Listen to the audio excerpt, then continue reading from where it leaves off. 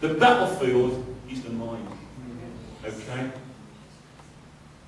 As Ollie would know, Joyce Meyer wrote a book on the battlefield is the mind. It's probably one of the best books ever written on the battlefield is the mind. We need to renew our minds.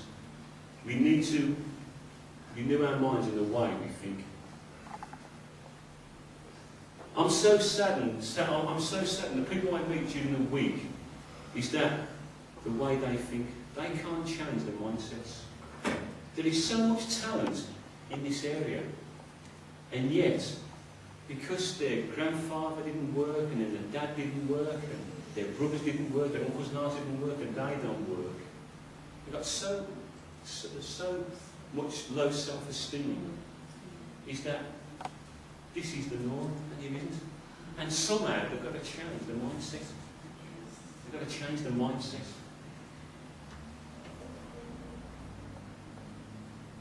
Without a yielded heart, without a renewed mind, without a surrendered body, we cannot fully cooperate with the Holy Spirit. Say that again. Without a yielded heart, without a renewed mind, and without a surrendered body, we cannot fully cooperate with the Holy Spirit. Have we got a yielded heart this morning? Have we got a renewed mind, or do we want a renewed mind? Do we want to surrender our body to Him today? If it's yes, yes, yes to those three questions, we can then fully cooperate with the Holy Spirit and what He's got for us. Who is the architect and builder at work in our lives. Wow. If we don't allow Him to renew our minds and cooperate with His purposes, listen to this, we will still be using the stinking thinking of the carnal man. Yeah? You know what I'm saying? Yeah? I don't know about you, I've shared this many times. How often thoughts come to your mind, you think, where did that come from? And that's the carnal man still in me. Because God is still remodeling me. I'm just amazed some of the stuff that comes to your mind sometimes. Is that just me? This is what Paul says in Romans 8, verse 7. Thanks, Paul. The sinful mind is hostile to God. He does not submit to God's law, nor can he do so. The sinful mind is hostile to God. He does not submit to God's law, nor can he do so. It's a sobering thought, isn't it? But we either have our minds renewed and become co-laborers with the Lord, or our minds are set against Him. There is no neutral ground. Rejecting the mind of Christ quenches the Holy Spirit and sabotages the building He's doing in our lives. That's why in April I encourage you to read the 4 Gospels. Matthew, Mark, Luke and John. It's all about Jesus and what He's like. And we are to become like Him. He's transforming us from one step of glory to another. Isn't that great work? Fantastic, isn't it? Do you know, 20 years ago this week, I met William for the very first time. Is that right, Will? And he come out of his house, he had Christian stickers on his window. And I said, excuse me, are you a Christian? Is that right, Will? And he said, yeah. I said, what church do you go to? And he told us the church he goes to. He said, you've probably never heard of Ealing. I said, I go to one in Brum. And as they say, Will, the rest is history. Fantastic. What a great day that was to meet William. Fantastic. He's transforming us from one step of glory to another. Strengthening ourselves in the Lord is focused on bringing our hearts, our minds and our bodies in line with the purposes of God, which results in us having the strength to be true. That in everything we do it what? Full of honesty and integrity. That's what puts us in line to do that, to live a life like that. And I apologise, he's trying to picture me and I'm moving all over the place. I just can't stand still. I apologise. that everything we do is full of honesty and integrity, which is the glory of God in our lives. And the great news is this, that for the most part in the New Testament, we are not doing the building. Isn't that great? We are not doing the building. Who's doing the building? God himself. Isn't that fantastic? Jesus said, I will build my church, and the gates of hell shall not prevail. God is the master builder. And for the most part of our life, he's the one who's building our lives, who's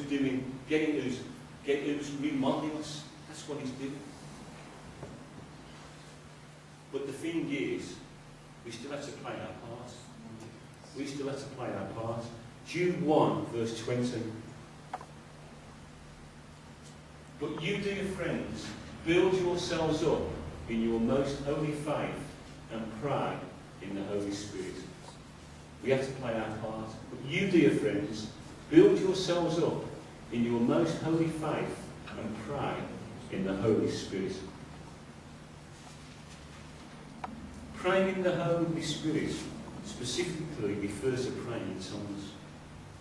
Jude is associating this particular activity with building ourselves up in our faith.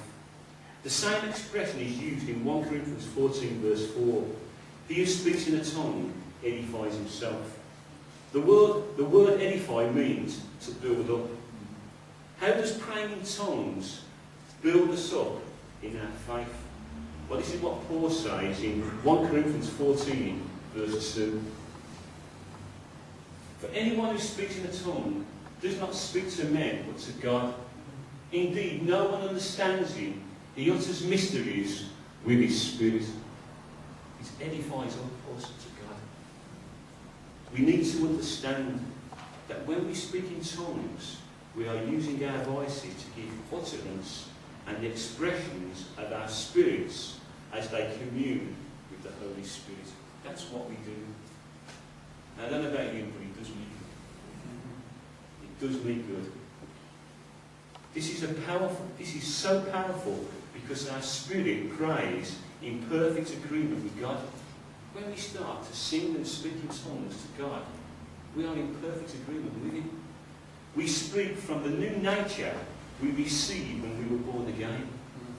This leads to the same breakthrough we experience when we express our praise to God. Wasn't the worship awesome today? Yeah. Fantastic. Round of applause, fantastic.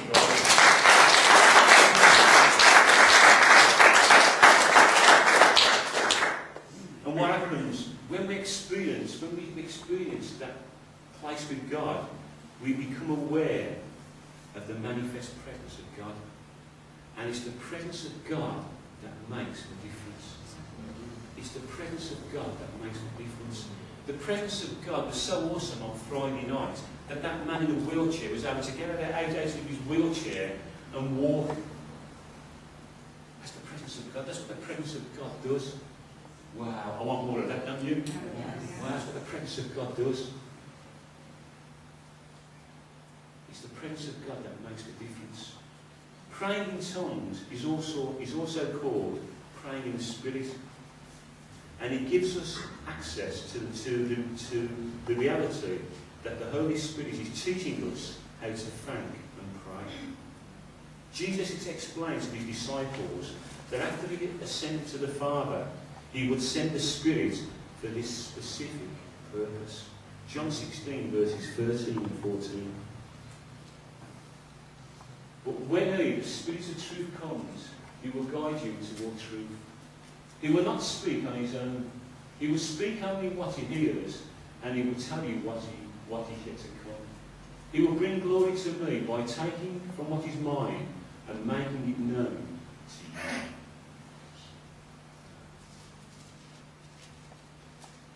For this reason, I believe God desires every believer to mature to the place where we increasingly see what the Father is doing, hear what he's saying, and step out in faith to agree with him, just as Jesus did.